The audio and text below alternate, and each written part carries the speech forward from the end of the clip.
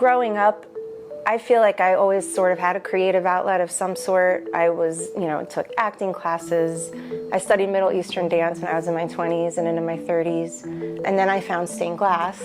And I'm going into my 6th year with doing that. I actually came upon stained glass when my husband and I were house hunting.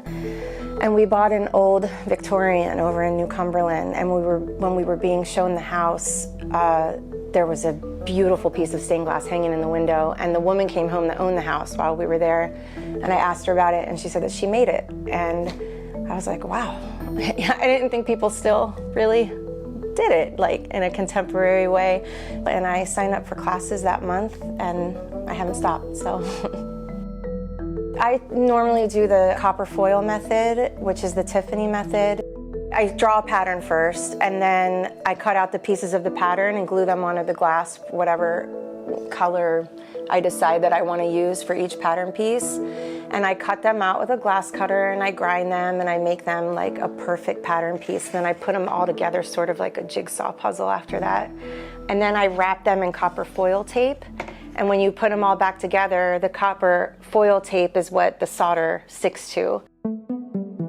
I love color, and I love playing with the different colors of stained glass, and like the color palette's really important to me.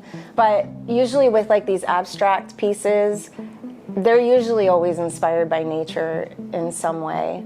And then I like to make these big pieces that are more inspired by like the Victorian era and the arts and crafts movement. I love that whole era in history, and I love the stained glass that came out of that.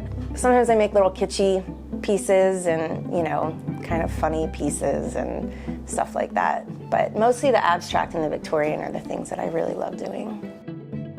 These are more just like sun catchers. I like to make these smaller pieces because I feel like when people come in to look at stained glass, they're kind of like, I don't know what size my windows are. I have to go home, I have to measure and then come back and that kind of thing. But if someone wants to leave with a piece of glass, they're so easily accessible. And like the night lights and the little plant stakes, just kind of like small things that people can take home and enjoy.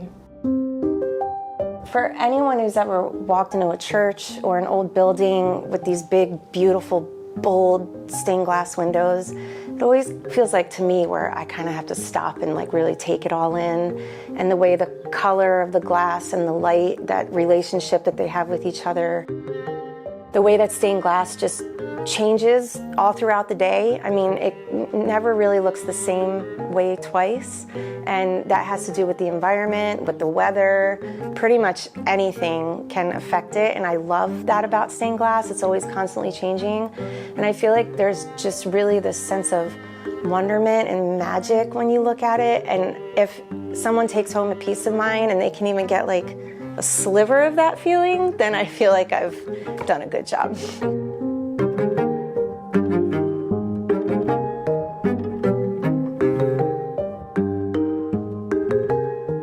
This video was produced for Mosaic by WITF. To help support this project, please visit witf.org/mosaic.